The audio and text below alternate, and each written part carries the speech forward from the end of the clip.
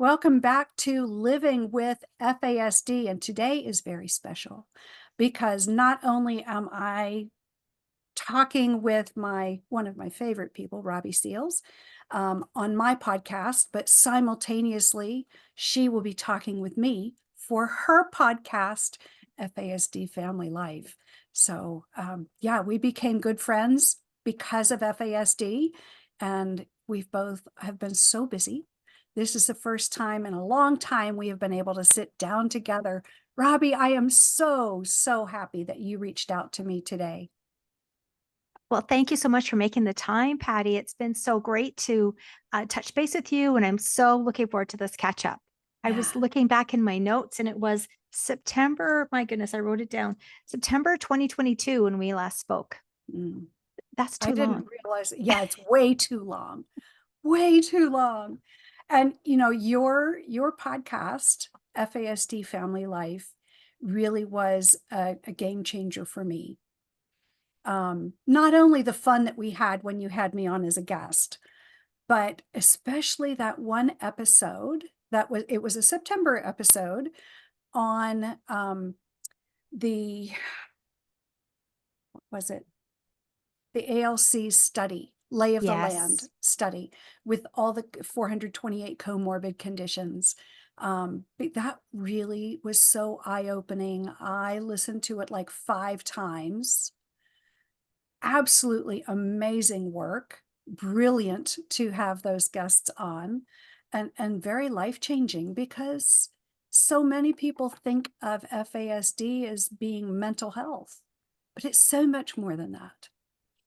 Really, it is. I think it'd be far more accurate to think of FASD, or in the States, FASDs, plural, Mhm. as really a medical diagnosis. Mhm. It's really, I think, a medical diagnosis. Yeah. And I take that from Diane Melvin's work too, when she talks about FASD as being a Mhm. physical disability in the brain. And now we know so much even more, central nervous system, gastrointestinal Yeah. damage that's caused so early on in Yeah. the prenatal period in Yeah. those doses of alcohol.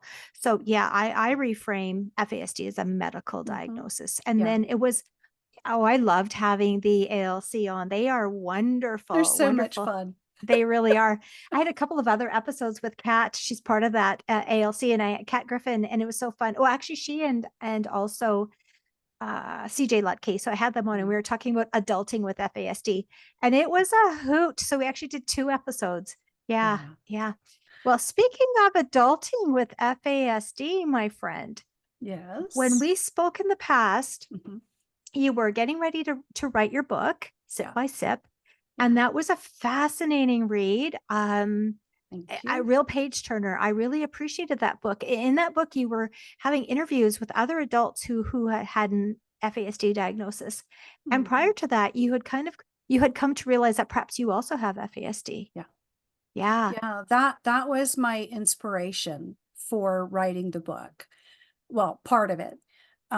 It was working with children and families in the foster care and adoption space that brought me to the study of FASD and, brought me to FACETS, which is Fetal Alcohol Spectrum Consultation Education Training Services.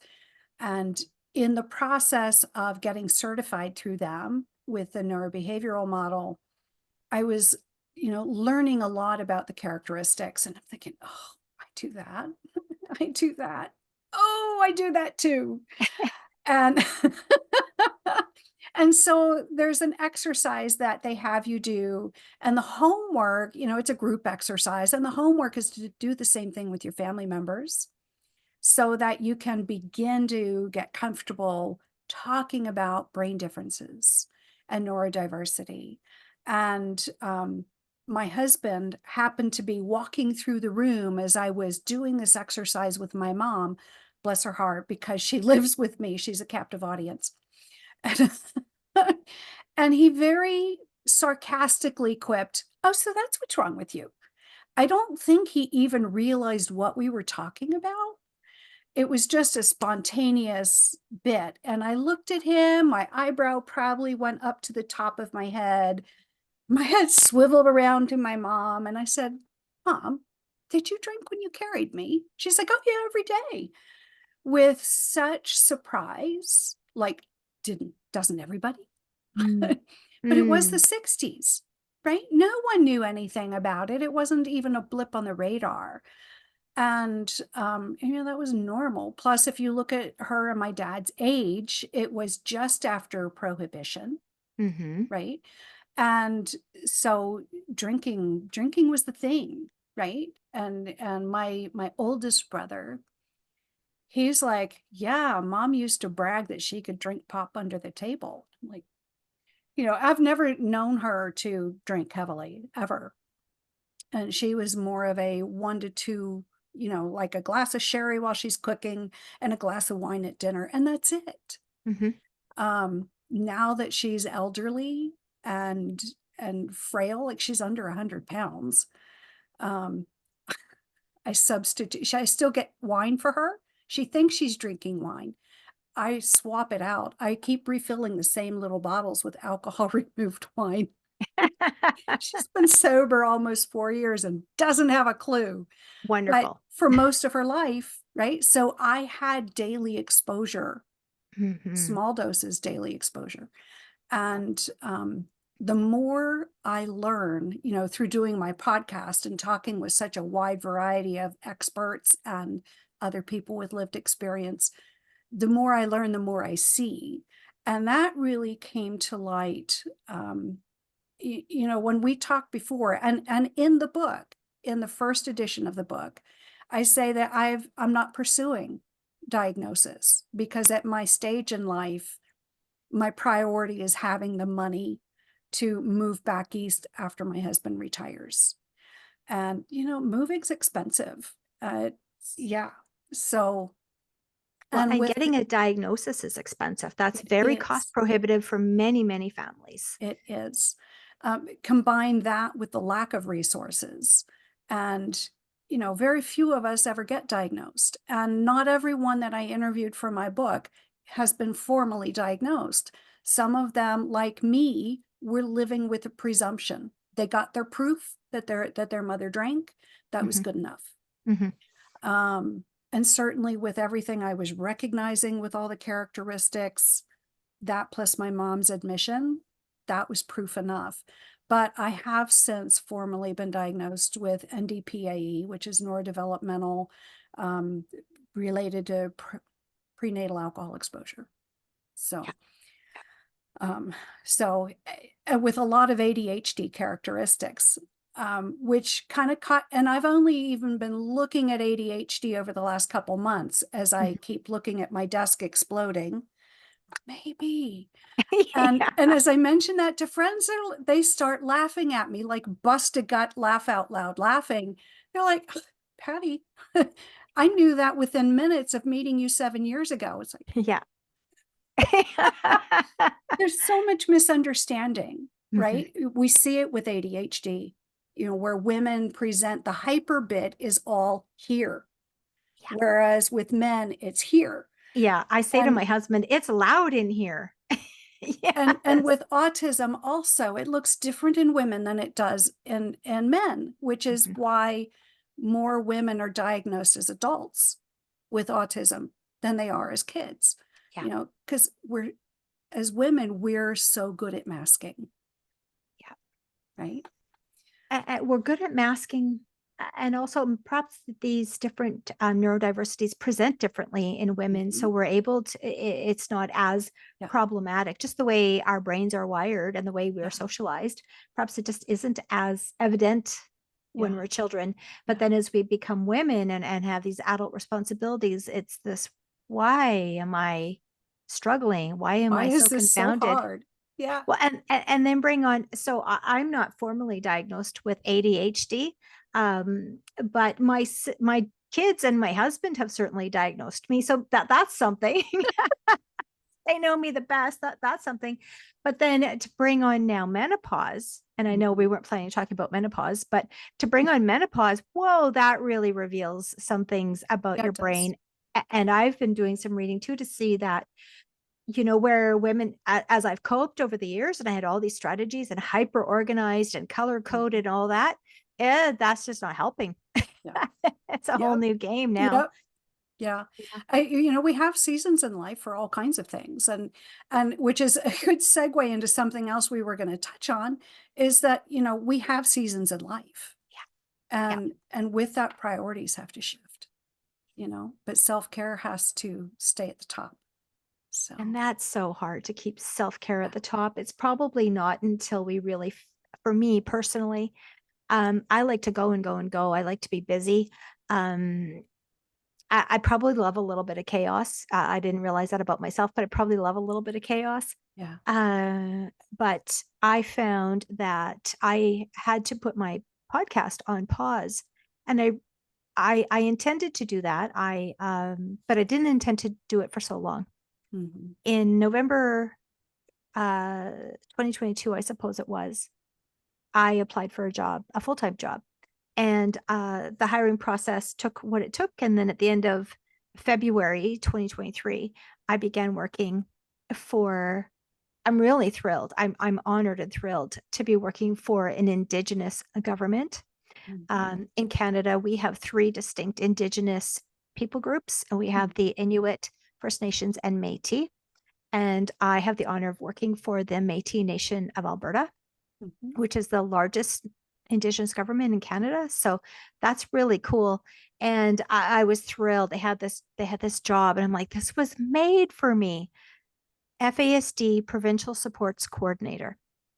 So I work in, I have a colleague, she and I do that job. And so it's wonderful. We get to support people who are Métis all across the province of Alberta, connecting them with FASD networks and Mhm. resources. And then I also get to host a monthly support group on Zoom for Métis caregivers and who others would want to attend, and then also curate navigating FASD webinars. So Mhm. that's been wonderful. And I've been drawing on, friends and that I've met through my podcast. Hey, do you want to, do a webinar here and a webinar there? And so it's been really wonderful. Mhm. um my husband keeps niggling at me like, you got to get back to your podcast, you've got to get back to your podcast. And I love it. I miss my podcast, but you So said do that I. I I miss all my people. I miss the people who write to me. I miss talking with the people, Yeah. like such rewarding work. Miss it Yeah. desperately. Like, But then there's self-care too. yeah. Yeah. You and Natalie have such a pivotal role in my life, Mm. inspiring me to do this, to do the Mhm. podcast, to create Living with FASD. And I'm Uh, so glad you have. Like Natalie was my inspiration as well, absolutely. And I started my podcast in 2021, and then you started sometime later. And I for started Natalie, a year ago. I think this oh, this week's episode is numbers 59 or 60. congratulations! Yeah. It's a lot of work, but congratulations. Thank you. And we need your voice. We need your voice because you are living with FASD, Yeah. and you've accomplished a lot in your life, and you have a vast professional development. And so I love that you can bring all that Mhm. to the forefront. Mhm. And actually, I refer people to your podcast Oh, thank you. often because I'm speaking to perhaps friends or people that I meet, and they're raising a child with FASD and or with prenatal alcohol exposure, Mhm. and they Mhm. don't think it's FASD because the one person they knew or the two people they knew before who had FASD also had high trauma and low IQ. Yeah. And Yeah. so it doesn't present the same. Right. Right. Yeah. So I refer people to your podcast, to your book, Sip by Sip, and then, of course, Yeah. also to Rebecca Talou's book, Yeah. Tenacity, so that people can get a broader understanding of, well, and as we always say, if you meet one person with FASD, you've met one person. Mhm. And So, now the analogy I use is if you've met one person with blue eyes, you've met one person with blue eyes, yeah. right? Like we're all unique. Let me ask you something. Um, are you planning on when are you planning on releasing this episode? Well, I hadn't decided that yet. I think that we should probably maybe coordinate when the release will be. What are Yeah. you thinking? Well, I'm thinking it has to be after the last week of July for sure, because I want to share something with you and both of our audiences now that is making its debut something I came up with, and it's making its debut when I do a keynote address at the 11th World Summit of Mental Health, Psychiatry, and Wellbeing in Toronto. And it will also be in the second edition of Sip by Sip. But since if we agree that this will be released after, I want to screen share and show you what I Absolutely. came up with. And because it has to do with that spectrum, right? I just had to find the file and open it. Well, while you pull that up, let me just congratulate you on being invited to be a keynote at that conference, 11th annual in psychiatry and mental health conference. Your Yeah. voice there will be so important, critically important, Yeah. to raise the awareness of fetal alcohol spectrum disorder. And one of the ways it manifests, as it does in you. Mm-hmm. But then what you're about to pull up will be so important for those mental health professionals. Yeah. Yeah. So I do a couple things in this. One is I present this model. Two, I try and move the needle, away from the behavior paradigm, that our behaviors reflect how well or poorly our brain's working in the moment. And it all comes down to brain tasks that underlie activities or behaviors, right? Like the operating system on your hard drive makes the software able to run, that kind of thing. Mm-hmm. But I also am taking the audience through a an experiment that Jody and Liz Culp would do in their presentations, using various forms of alcohol and raw eggs. And it is, have you seen it? No, I'm so It's curious. powerful. Um, it is powerful. And I will be putting the keynote address up on my YouTube channel, and the other places where my podcast lives. Yeah. So, but let me go ahead and share this now. Okay. So what you're looking at, most people think of FASD. Well, it is a spectrum, right? And most of us, when we think of spectrums, we think of a line, a Yeah. linear spectrum, right? Yeah. With full FASD being on the most impacted end, right? The lowest functioning. And people like me, right, with a high IQ being on the least impacted end, right? Which is total garbage, It really because is. IQ has nothing to do with our ability to navigate life, Yeah. right? That's all in the range of adaptive functioning and executive function skills. So because we have so many different domains of life, so many manifestations of adaptive functioning, it really is a 3D model like this, Mm-hmm. right? And no two people have their each flag is a symptom, right? I was looking for a push pin, but the program I used to create this didn't have a push pin. It Okay. only had the flags. So nobody's push pins or flags are in the same place. And so that's why when you do cognitive testing, especially if it's done at the schools with a school psychologist who may or may not know much at all about FASD, or who may, like the people you were just talking about, believe that it is represented entirely by the one or two people that they've known, Mm-hmm. right? Mm-hmm. But how can you easily wrap your head around what you're seeing on the screen now? Well, There, exactly. And to your point, I want to ask you about these flags. You said they're symptoms. Are they like, also then indicative of the brain domains that are impacted? Is that yeah, what's happening here? yeah, Okay. Okay. yeah. So it's all the primary characteristics, right? So it's our ability to process abstract concepts, right? And there are several abstract concepts. So not everyone struggles with all abstract concepts, right? I Would you struggle. would you articulate some of those abstract concepts? Sure. How about time blindness? That's me. That's me. Yeah, that's me too, right? That when we started chatting this morning, all of a sudden I realized, oh, my group call started 15 minutes ago, Yeah. right? So it happens. When we are focused on something, time stops. It just stands still. We totally lose the ability to track the passage of time. Mm-hmm. Mm-hmm. And therefore, no matter how smart we are, right? My IQ's 135.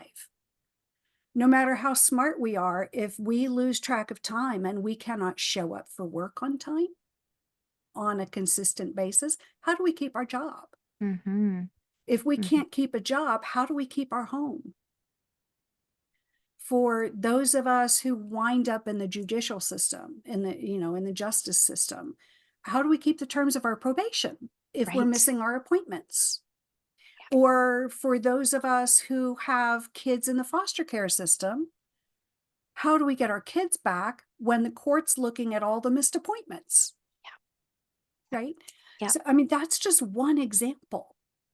And so each of these reflects a different challenge. Mm-hmm. One might be the inability to generalize learning from one situation to another. Like the parent that dedicated work on teaching their kid not to play in the street in Mm-hmm. front of their house. And after months and months and months, the kid finally internalizes that boundary and no longer runs out into the street in front of their house. But then she gets a phone call because the kid is in the street in front of Johnny's house around the corner. Well, it's a different street, so the Yeah. rule doesn't apply, Yeah. right? So, another example might be I know how to put this pair of, shoes on and get them all laced up. I do it at my house and I do it in a certain way. But if you have to change shoes at school, that might be enough of a change to totally throw that learning out the window. Well, Yeah. particularly when, I hope you don't. My is dog that is your dog? coughing. Hello, dog. Well, also, it's a change of environment, Mhm. but there's also a change of the stimulus in the environment. I mean, I don't know the last time you've been to an elementary school, but God help you, like that's loud and Yeah, busy, and kids are jostling, and there yeah, isn't room. And yeah, so it's not just now, it's the brain task of tying the shoe on top of all of the yeah. other brain tasks of Right, where am I going to sit? And everybody's right, talking to me, right. and the jostling, and then the feeling rushed because I'm supposed to go out to recess or I'm just coming in from recess. So you've Yeah. got emotional dysregulation potentially happening, Mhm. auditory stimuli, physical stimuli. Like Yeah, for some of my kids, yeah. when they get brushed up against accidentally, to them that feels like an assault. And Mhm. so, yeah, Mm. maybe that person can't tie their shoes there, and we've perhaps thought of it before as lack of generalized knowledge or generalized understanding, but Mhm. maybe it's, yeah, I can't do it So in this sensory overwhelm. Yeah, yeah, yeah, yeah. yeah. So, I mean, everybody's combination Mm-hmm. of effects is wildly different, right? Mm-hmm. And that's something that it's been out there in the sphere of learning that everyone's symptoms, so to speak, are unique depending on the timing of the exposure of alcohol. Mm-hmm. If it's day 17 through 21, then we see the facial changes. Mm-hmm. Mm-hmm. If it's outside of those days, well, you don't see the facial changes. Um, it could be the dosing, right? Mm-hmm. Was it with me, right? Was it my mother's one max two drinks? Or was it maybe a college student Mm-hmm. mother Mm-hmm. Where that there's some binge binge, drinks, yeah, binge drinking. the weekend sorority drinking, Yeah, right? yeah. Um, it looks different. Are there other drugs involved? Are Right? there With other me, drugs? with And me, what, it was the alcohol and tobacco. see, and that gets played down too, like Mhm. we talk about the impact of alcohol, and it's significant. It's severe. Mhm. The impact of alcohol is severe. And for years we've had warnings on cigarette packages not to smoke during pregnancy, but I don't, it was until very recently that I knew why. Yeah. I mean, we know that alcohol or smoking rather in pregnancy is damaging, but why? And then we can see that as the mother draws on the cigarette, it actually constricts the umbilical cord, is my understanding, and then there's no oxygen going into the bloodstream for the baby. This Mm, is why we've got the lower birth weight and why we've mm. got the reduced some other challenges, and perhaps, you That's know, huge. And you just taught me something. I yeah. knew it led to lower birth weight, but I never knew the mechanism for that. Right. Right. So That's put those huge. two, yeah, put Yeah. those two things together, right? Mom is drawing on a Yeah. cigarette. And let's preface this with, I firmly believe that this mother does not know she's doing harm. Exactly. I firmly believe, like, maybe she's seen the warning, but did she ever have the mechanism explained? Right. Because we have Right. warnings about all kinds of things, right? Well, and I think there could be much more effective labeling There could be, those rather warnings. than this For horrific instance, pictures. if Yes. you listen to Ira Chasnoff, right, the teratologist, Yep. Yep. smoking, right, tobacco is the number one cause of ADHD. Yep. Yep. Would that not make a more effective warning label on a cigarette pack? You know, Right. small birth weight, who cares? Exactly. Right? But It'll be less ADHD. strain on my back. Well, and my Right? friend smoked through her, like, here's hypothetically, my friend smoked through her pregnancy and her baby was 9 pounds. So, it's because it isn't Oh Lord, always the how big case. would that baby have been otherwise? But then I really appreciate what Dr. Chasnov talks about in his book, Mystery of Risk. And he talks about, the various issues that can be teratogens, can be Mhm. difficult for this baby in utero. And he talks about those being exposed to alcohol prenatally while they're in utero, then their brain is far more susceptible to other challenges. Mhm. So, and I would imagine now conversely is true then of smoking, Yeah. if that's going to lead to ADHD. And how many people who smoke also drink, or who drink also smoke, or at least Mhm. smoke when they're drinking? Like, Right. there's all kinds of crossovers here. Right. And you look And at other drug use, right? yes, marijuana is I, so common. yeah. And I started my career in addictions, Hmm. and I never met an addict of any of the drugs that were popular then who did not also drink. There you go. Right? But Yeah. women, when they're giving birth, they're screened for drugs. And those are the drugs that they admit to Yeah. Yeah. because they have to. Yeah. Who wants to take on the added shame of Exactly. alcohol, which happens to be legal? Well, Why? and it's legal. Yeah. Yeah. Yeah. Yeah. Agreed. Yeah. So, yeah, we have to be very compassionate with Mhm. everybody involved in this Yeah. not just the dyad, because I think it's larger than that, but we have to be compassionate because even for those, so the woman who doesn't know she's pregnant, the woman who doesn't know that alcohol is damaging to the Mhm. pregnancy, the woman who is in addiction, for her to suddenly quit Mhm. drinking could be very damaging, could be Yeah. medically Yeah. catastrophic for her. So we need to be sympathetic and we need to Yeah. provide supports. Or the woman who has dealt with such trauma in life Absolutely. that she is not able to emotionally connect with her baby. Yeah. The Yeah. baby's not real to Yeah. her. Yeah. Therefore, she keeps doing what she has to use in order to cope. Absolutely. And then the realization of harm is beyond overwhelming. You'd already feel, I'm just going to hypothesize here for a minute, but if that's how you feel, that like this baby isn't real, you've had so much trauma, what is your own sense of self-worth? Of Mhm. course, it'd be so low. Mhm. And you're struggling so much. I mean, the reason one would drink or use substances is to numb those feelings, Exactly. right? Like, that's what we're talking about. And then you Yeah. realize now you've given birth to a baby that is medically compromised, that perhaps Yeah. will have or does have FASD and other things. You're going to feel even more like a failure. Yeah. So we just Yeah. have to be gentle Compassionate above all things. above all things, Yeah. above all things. Compassionate and Let's supportive. absolutely. Let's come round, my friend. So you're in season 2, I I think, did am. you say, Yeah. of your podcast, and over Yeah. 50 episodes. Yeah. Congratulations. So I was just last night prepping for episode 60. So I think this week with Carl, I want to say this week's is either 58 or 59. So That was a fascinating episode too to talk. And it's so good to hear from the yeah, the father's perspective. Because and not that it's women 58. 58. Okay, wonderful. 58. Yeah. I had to look Well, because it's I'm hard just to keep that way. oh, it's just hard to keep track of it all too. Yeah. We often hear from moms. Moms are often the primary caregivers. They're the ones who go to these classes. They're the ones who are in it to win it every day. Yeah. And they're the ones who come and speak with us, which Yeah. we very much appreciate. But men think differently, and they parent differently, and they see things differently. And I think it's valuable to have the very valuable to have the dad perspective as well. Yeah. Yeah. What were some of the takeaways you got from that episode?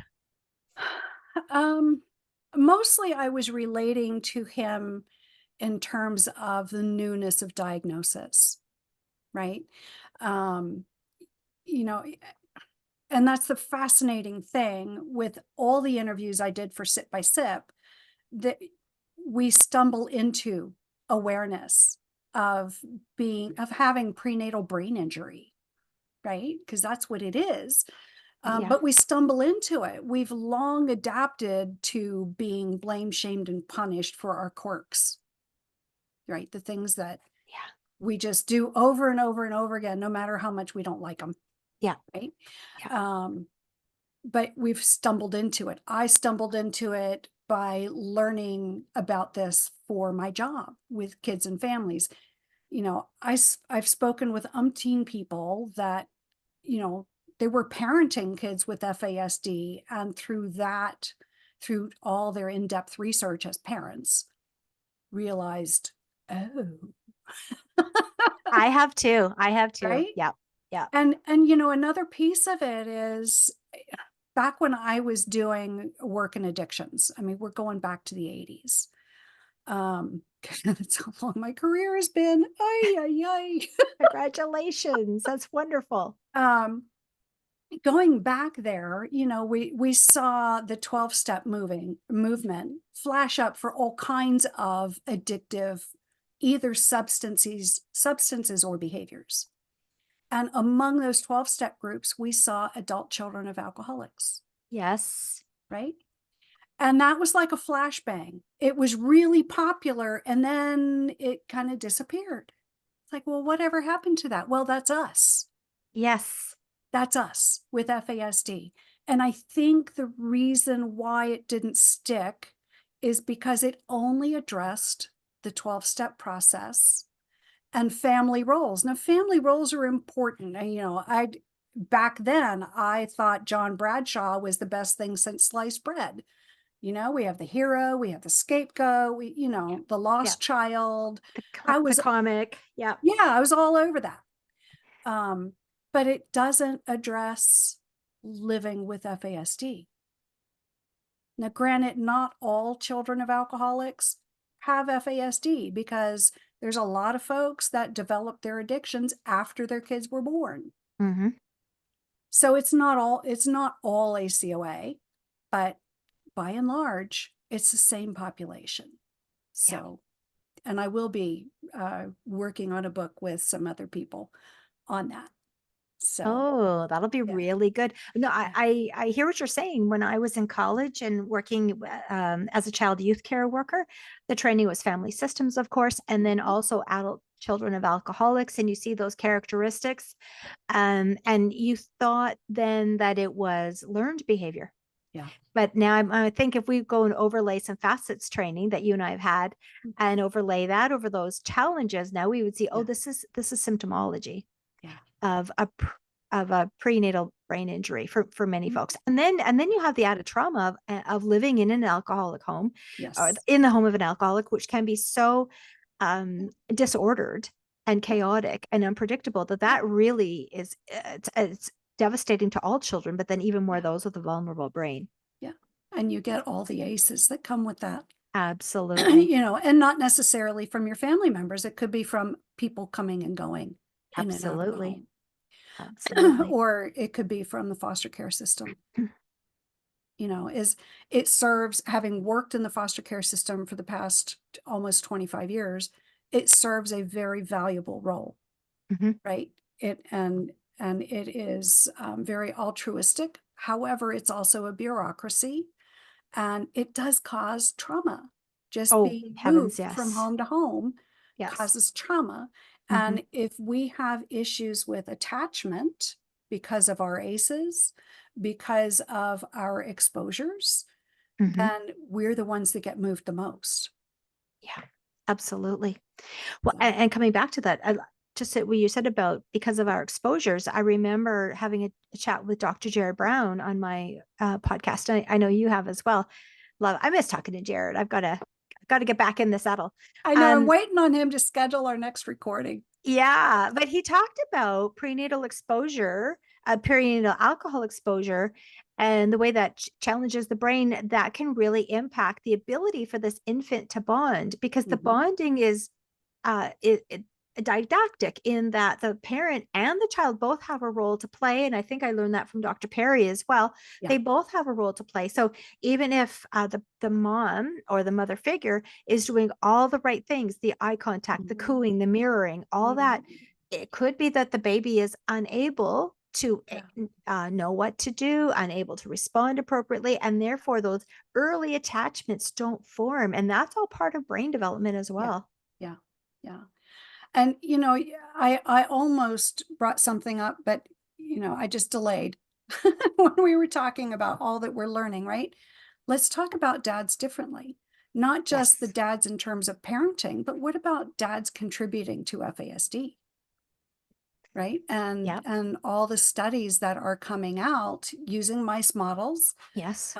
because we definitely can't do the experiments with humans, Yep. but the as as much, I hope, if there's PETA people in the audience, forgive us, but there is a role Oh, yes, there is. with the animal studies. You can track with 100% certainty which generations have been exposed or not exposed to Hmm. alcohol. Hmm.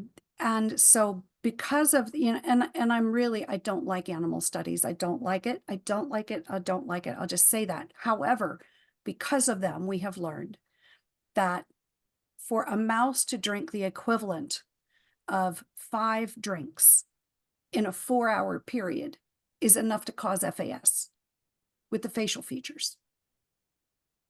Four, did you say 4 drinks or five? Five Five drinks in a drinks four in hour four period. hours. So you know what? That's not hard to do. You're out with the girls. You're out with the girls on a patio and you start with some Long Island iced teas or you have some Long cocktails. Island iced tea, you only need 1 drink. Yeah, right. It Because depends on how that's much 6. is it? A Well, Long because it's Island iced tea has 6 shots. holy moly. See what I learned Susan today? Susan Rich brought that up on my podcast in one of our episodes. Well, and That yeah, that's the thing. Or you like a mojito or you like a whatever. And then, but in that one small drink, maybe there's 1.5 ounces or 2.5 ounces. Well, Mhm. so if it's 2.5 ounces, that's 2.5 drinks. Yeah, Yeah. And you have two of those because they yeah, go down so nice. yeah, Yeah. And yeah. you don't know you're pregnant. And so it's Uh-huh. not, and then that's FAS. Yeah, yeah. Oh, and the role of fathers, absolutely, absolutely. Mhm. I'm going to be, for my job with the Métis Nation of Alberta, I'm really looking forward to having some sessions, online sessions coming up in September. And one will be focusing, it'll be a community Mhm. information session. So not typically FASD focused, but it's in September. So I want it to be FASD focused. Yeah.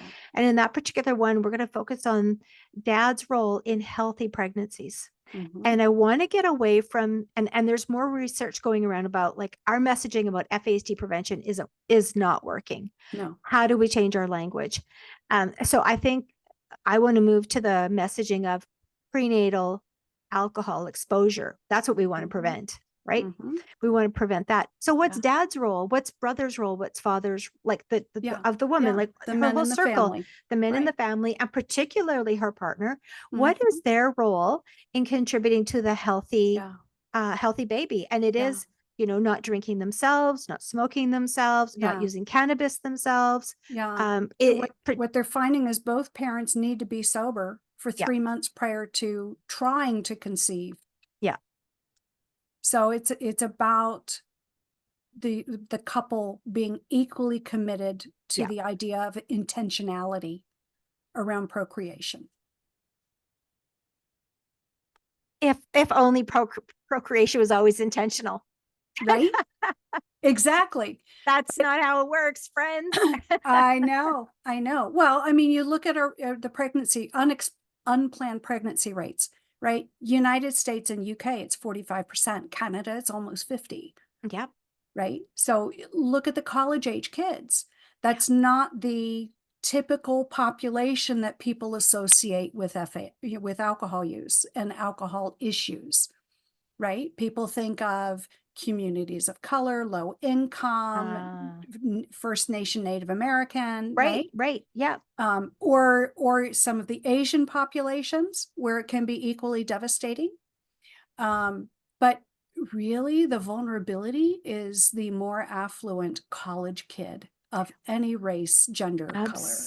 Because It's the yeah, village I mean, kid. what's the minor, they might be getting a major in this, but they're getting a minor in partying.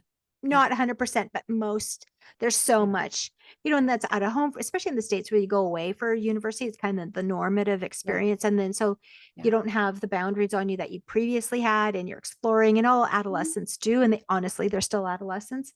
So they're taking risks without consideration of outcomes. Very much. But And like anything, the typical young adult is going to say, oh, that happens to the other person. It doesn't yes. happen to me. Right? Yes. Yes. Yeah. Yes. And then the other population are those with those that I think are very high risk too, are the also educated, Caucasian generally, but more educated, affluent folks who maybe were told that they weren't able to conceive. And so they just, so there they go. So then this unprotected, well, perhaps it's protected sex, but even in the context of a marriage or whatever, you've been told you can't conceive. You have a casual relationship with alcohol, as your mom did, every 1 to 2 drinks every day. And then now you think it's perimenopause, and whoa, Surprise. yeah. And those moms aren't screened, like when they're not Right. screened for prenatal alcohol Right. exposure. Right. Or, like the story they shared with us in Facets, you have a mom reaching out to her labor and delivery nurse, very upset, very scared to death for her baby because she realized, I drank, right? And the nurse charted the conversation. And then the doctor ripped the nurse up one side and down the other. How dare you put that in her chart? She's a nice woman. Yeah. Yeah. Nice women drink too. Yes, absolutely. And it's Absolutely. not the person, it's the alcohol. Yes. It's the alcohol that does this. Precisely. Precisely. That's where we have to say, it's not mom, it's alcohol Yeah. that causes it's an alcohol related brain injury. Right. Absolutely. Absolutely. So tell me what's coming up. You hinted at a new book. You hinted. So yeah, I have several writing projects. One is that Sip by Sip is being re-released. Thanks to my good friend Jody Culp, who's published many books for herself, for her daughter, for many other people. She looked at the first edition, and when she found out how much I paid this particular company to put my book out there, she was like, "Oh, honey child, you got screwed." And I did. Well, it's a life lesson. It is. Right? It's a life lesson. Yeah. I made the wisest choice I had with the information I had on hand. That's all we could do. It's all we can do. But she's going to do version 2, the second edition, and she's going to bless me with it. So I'm adding a couple more chapters. We're going to be adding photographs of the people that I have interviewed. And we're doing some other things with it. For instance, my preface was pretty long. It encompassed everything that people need to know about FASD, right? It's all the facts and the figures and the stats. Yeah. And I had a friend of mine say, a preface is usually just a couple paragraphs. And I'm like, it's my book. I'm writing it the way I want to. So we're redoing it. It is now the final paragraph of the old preface is Okay. now 3 paragraphs, the only bit for the preface. But I created a chapter about FASD. And that has been updated with information from like the ALC's second lay of the land survey, Yes. some other stats, some other research finding, like I've put more in there about the dad's role in creating FASD, Mm-hmm. Mm-hmm. um, about Oh, my let's pause there. diagnosis. Let's pause there. Yes, We just yes, want to clarify the language. Dad's yes. role in causing FASD. That's And not quite it's the not way we quite say it, right, because right. like dad's drinking has an impact on fetal development, Mhm. and that's like at preconception and conception. Dad's Yes, drinking habits affect the sperm, which then affect the right, development of the baby. right. So, but if a person is born and are said to have FASD, it's not from the Truly father contributes. FASD. Yeah, Yeah, it's yeah, not from the father. We can't say that dads cause FASD. Well, we don't say moms do either, but it's the maternal drinking that leads to fetal alcohol spectrum yeah, disorder. yeah. But we do know, as you were saying earlier, that a father's alcohol use contributes to other like learning challenges, It ADHD. Like does it's, create neurological damage. yes, yeah, We just don't call it officially part of FASD. exactly. So I just wanted Yeah, that really clear. yeah, Yeah, yeah. otherwise, Thank you for highlighting that. So, but I mean, that's sounds an like a area great book. where, yeah. And then the model that I shared, screen shared, that will be in it in that chapter on about FASD. Um, so, and then 3 added interviews with 3 other people. So, one of the negative comments I got on Amazon about the book, it was someone who was like, I didn't learn anything new. Someone who was really disappointed about reading conversations. So even though I thought I had made it plain that that's what this book is about, Yeah. I drew that point out and made it even more clear Okay. that the reason my book is formatted the way it is, it's not meant to be a scholarly work. It's, there's a chapter that focuses on research and studies and what we're learning, but it's only one chapter. The book is about how does it play out in real people's lives. And I, I, and I think the comment was like, she didn't write anything. Um, okay. The chapters that are interviews are transcribed interviews, right? But that's because, let's be honest, we all pretend that we're too polite to eavesdrop. Yeah. But who among us does not listen to the conversation at the table behind us at a restaurant if Mm-hmm. it's a juicy conversation? We Mm-hmm. all do it, and it is addictive. Yes. That's why when you previewed the book Yep. a year ago, it was a page turner. It was a page turner. Yeah. Yeah. Even though you know all about FASD, it And was I knew still a most of those page turner. people. And I knew Yeah. most of the people in the book. I had spoken to Yeah. them myself. Yeah. Yeah. Yeah. So it's a very effective way of educating the general public about what FASD looks like. That's important because Not, we can yeah, read the textbooks, but or the scholarly articles, yeah, but how do we translate that into daily life? right. Like that we need to know, like, what does this look like? Like I would like Yeah. to have conversations with, and I think I have with some people who have FASD. And we often are coached to only talk about the positives, only talk about the strengths, Mm-hmm. and they exist and they're mightily important. But I think it's helpful I as, hang on, I need to pause this yeah, because I take care of my mom. She just called me. go ahead. I'll be right back. Sorry about that. That's okay. I So she think let's scratch that part I was going to go to, just scratch that. okay. Yeah. Okay. Um anyway, so the second edition will be coming out in the very near future. I've also started working on a book, Words of Wisdom, from Living with FASD, and it's going to be drawing upon not only all my clinical experiences and in addictions, in mental health, and in child welfare, but mostly on all the gems that my guests have shared on the program. So, the collective wisdom that comes across my podcast, your podcast, Natalie's podcast, really does change lives. Right. It really does. I was just reflecting on that, chatting with my husband and about FASD Family Life, and Mhm. said, like, I have loved the episodes when I've talked to their caregivers, and I mean, there's such rich learning when, as moms, dads, grandparents, we speak to one another from our lived Mhm. experience. There's wisdom and there's grit there that we need to learn. But the best learning I have had as an FASD specialist is from speaking to people with FASD. Mhm. Hands down. Words of wisdom. Absolutely. And it Uh, takes, let's just talk to our listeners for a minute. yeah. Mama, daddy, if you've got little ones in your house, and let's say little ones are under 16, 17 years old, you're Mhm. not a hot bit of wisdom happening there. You're just in it, right? Yeah. It's a mess right now.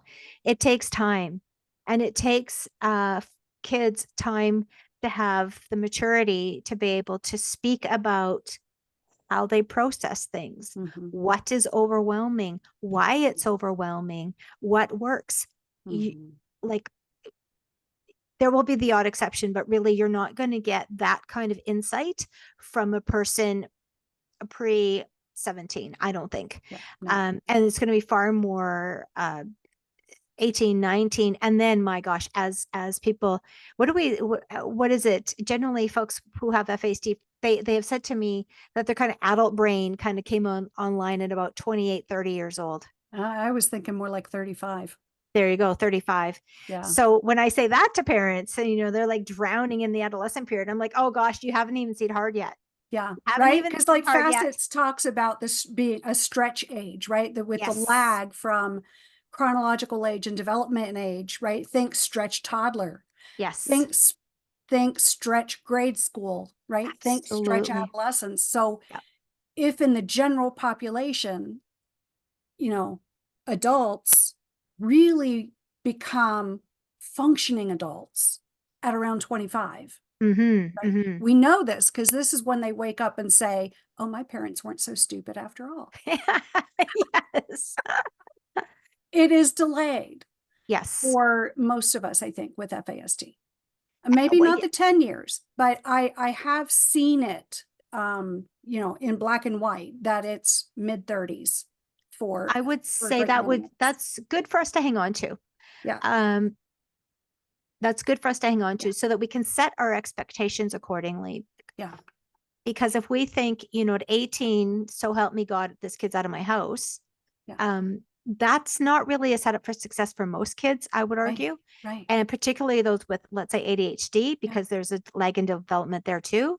And then we Mhm. have FASD, we're talking about perhaps a 10-year lag, Or the perhaps, crossover with autism. and the crossover with autism. So we need to, how do we do that then? Because the Yeah. adolescent period, as those who follow me and all those I reached out to on social media for help and prayers, the adolescent period can be very tumultuous. Mhm. So what do we do Yeah. then? Yeah. Or what do we do before? And self-care is tremendous. And Mhm. I will say that you really have to have a community around you, Yeah. your virtual community and your practical community. And it takes years to put that all together. Mhm. And but anyway, the adolescent years are really hard. And then Yeah. those who I've spoken to who have FASD had said, oh yeah, but the 20s were worse, you know, Yeah. because, Yeah. and why?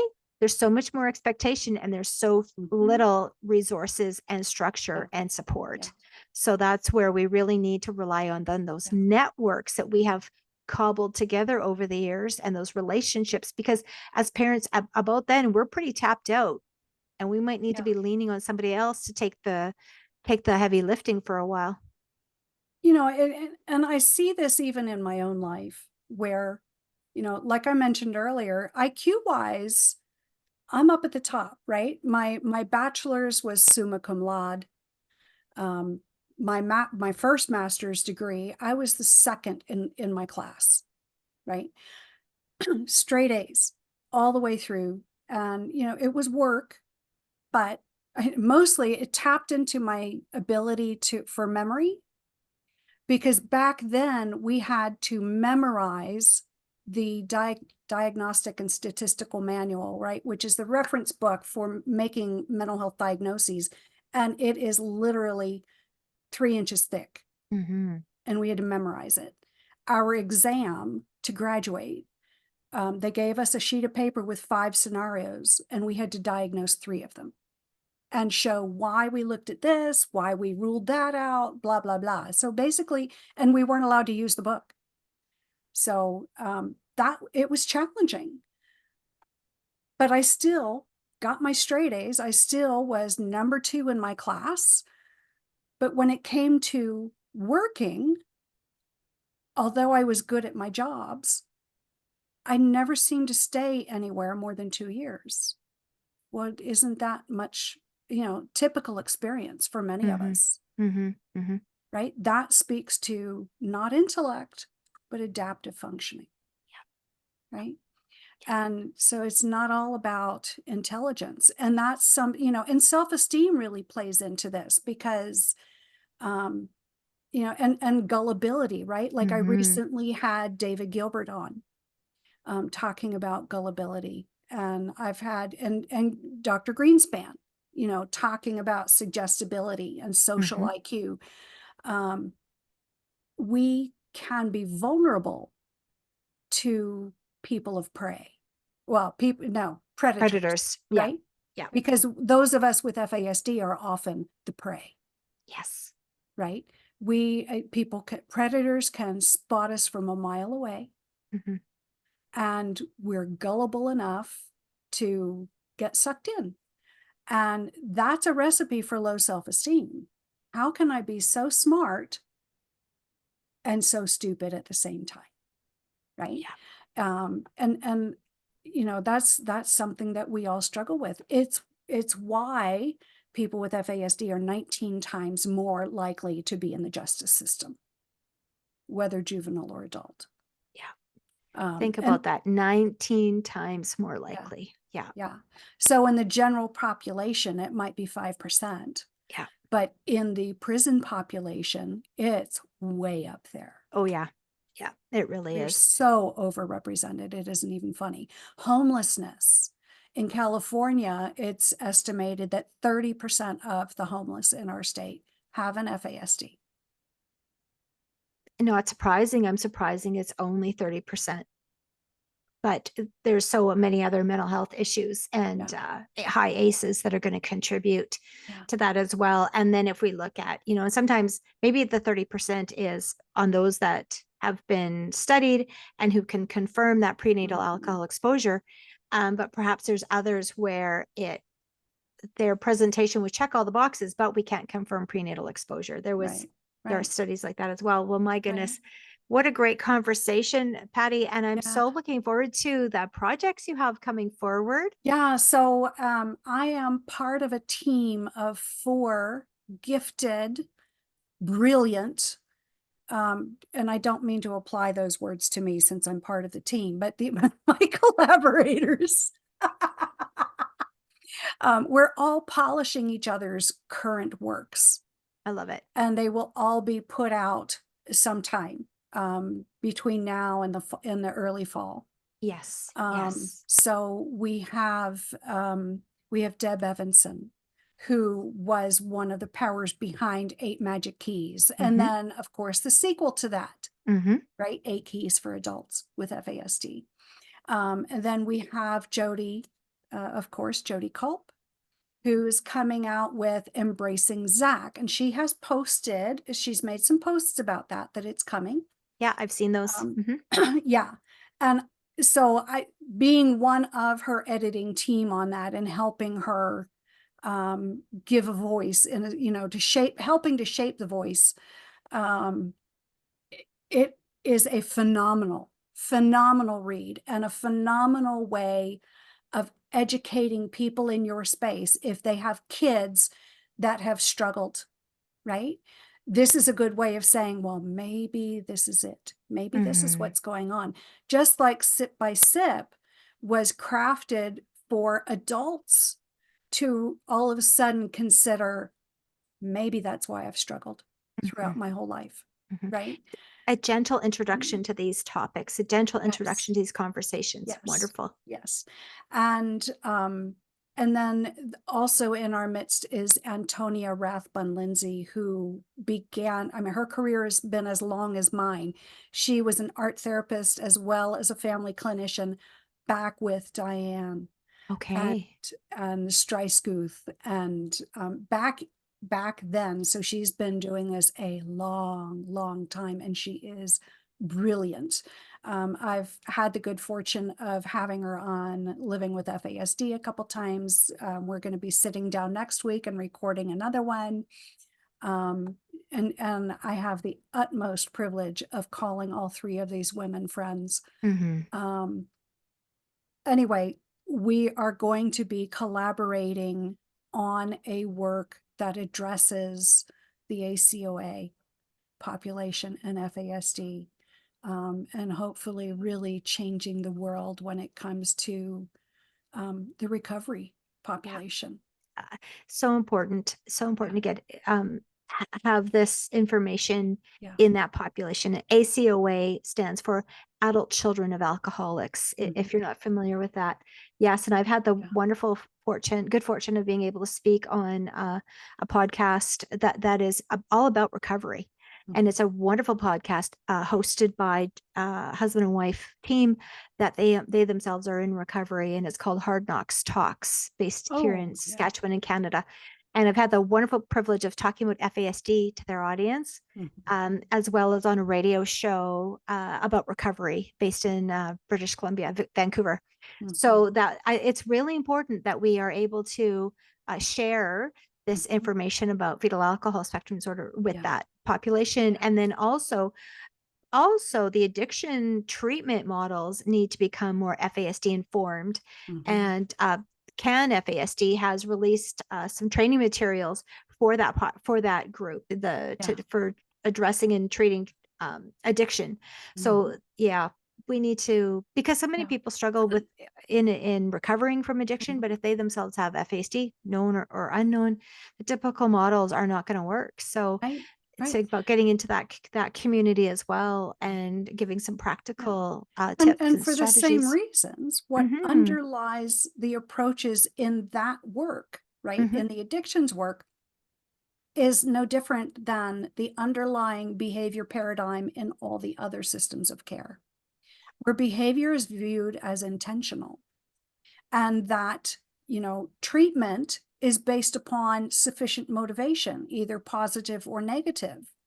And but if your brain does not make certain linkages, then getting your 30-day coin or your 90-day coin, that's not going to cut it, That's right. right?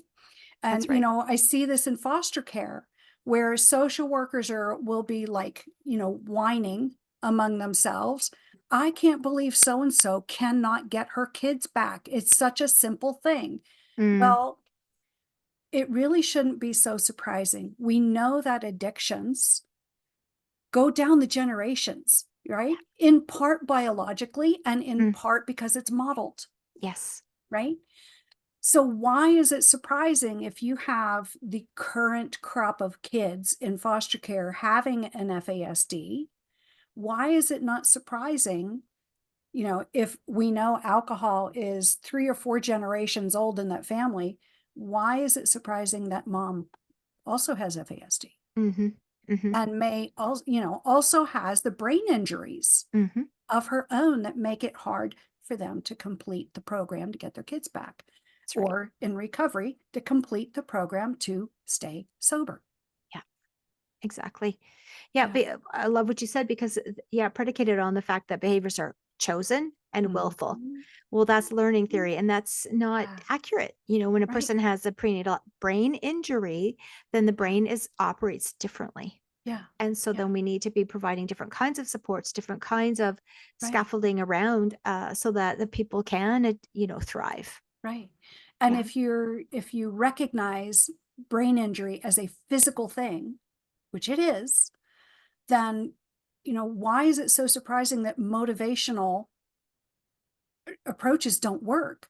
We cannot motivate away an asthma attack. Hmm. We can't restore sight to someone who's blind by telling them try harder. Yeah. Brilliant. Exactly. Yeah.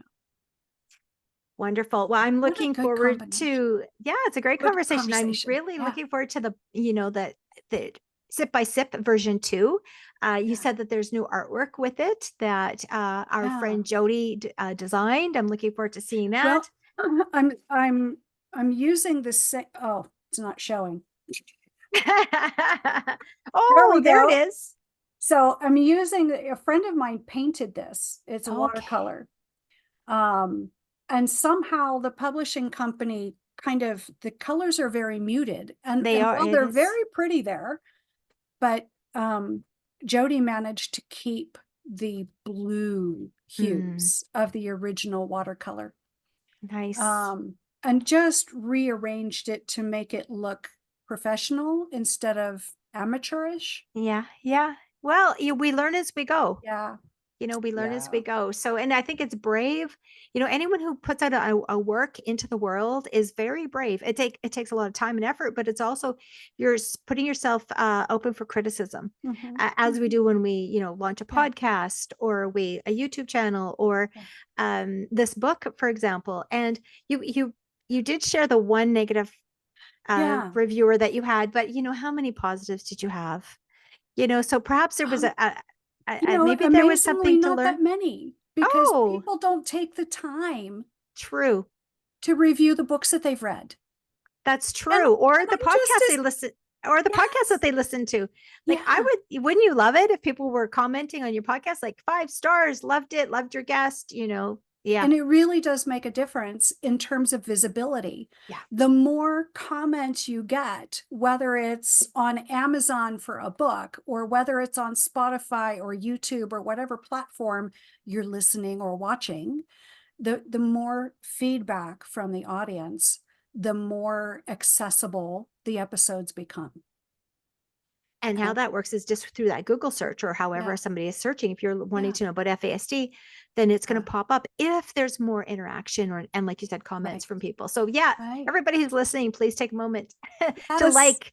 You don't please, even have to say please. a lot. Just like and share. And Yeah, that's huge right there. And then if you yeah. want to go over and make a comment and Yeah. a And rating. subscribe to both Living with FASD and FASD Family Life, Yeah. right? Yep. Yep. Yeah. Absolutely. It helps Yeah. elevate what that does then is as the audience, you can help, they can help elevate our work. And we don't Mhm. get paid for any of this, but it Right. helps elevate the work so that more people can be encouraged. And that's Right. really the hope. Right. When I started FASD Family Life, it was really from a heart of love and a heart of saying, hey, I know this is hard.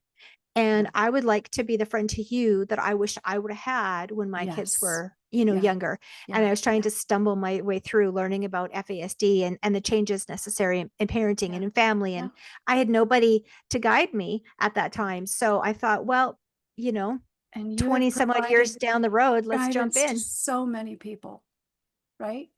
Yeah. I, as I started resonating with FASD, I really drew upon your podcast, upon FASD Family Life, even though I'm not parenting a little, Yeah. right? I learned so much from you, from your guests, from Natalie and the guests that she had, so influential. And really, our audiences they're the same and they're different, Hmm. right? So Hmm. you attract a lot of parents, especially in the foster care and adoption space. um, I'm gearing more towards those who are living with it, right? As well as their family and loved ones and anyone else wanting to learn, of course. But I'm wanting to be that voice that people resonate with, and so they don't feel so alone. So important. Yeah. Absolutely. So very important. So that's wonderful. Yeah. As we wrap up, and I Yes. think we're wrapping up, I would like Yeah. to read something to you from Numbers chapter 6. Mm.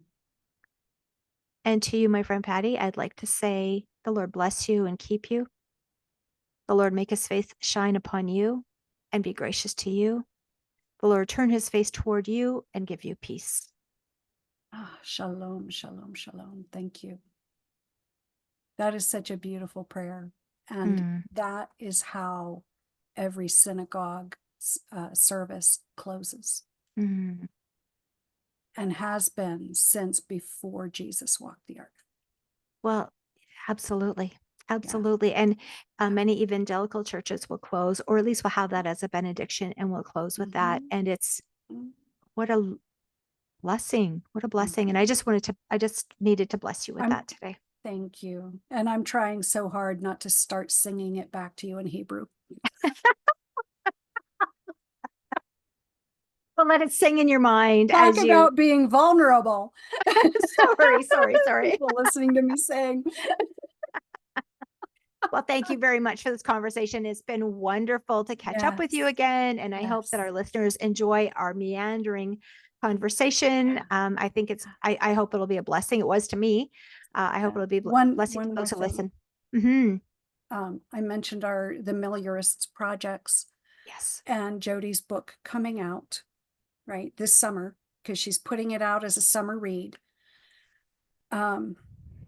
One of the faces of the Embraced project is her book.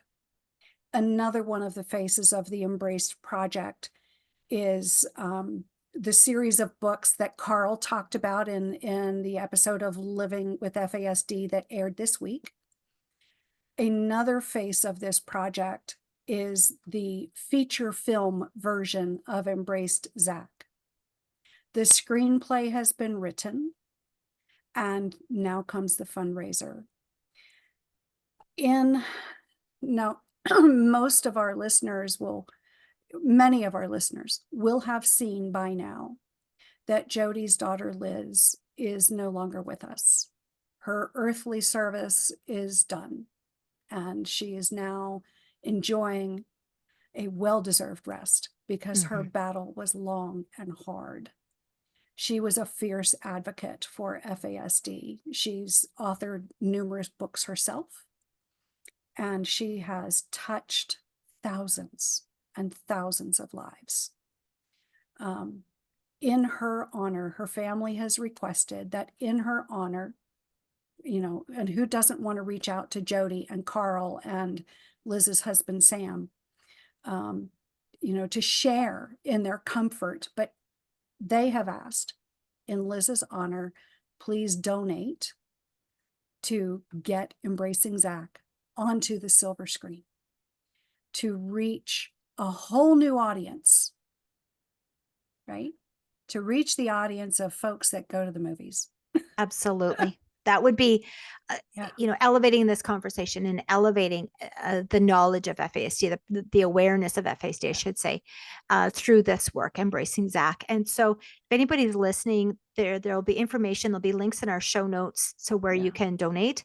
Yeah. Also, you could just search Embracing Zach, and you'll see Jody's posts about the book that's coming out, and the work toward this movie. So yeah, let's all, if we could, instead of a Starbucks, put in $6.50. If we all did that, we could raise a lot of money. And some of us can do far more than that. So however the Lord moves your heart, however the Spirit moves your heart to contribute to bringing this work. And it's been a work that's been on the heart of Joel Sherigan and Jody Culp for many, many, many years. And Justin Overlander. And Justin Overlander, thank you for bringing his name forward. So if we can support these warriors and bring this forward, let's do that. Yeah. Yeah. And on that note, let's not wait so long to do this again. Absolutely. Yep. All right, everyone. I can't believe this time has flown. It's been a nice long while. This is a long episode. But join us again next week on Living with FASD, and I'm not sure how long in between your episodes, but keep watch, like and subscribe to both podcasts, and that way you'll be notified the very next time there's an episode of FASD Family Life as well. Thank you. Thank you for your time, everybody. God bless, and we'll see you next time.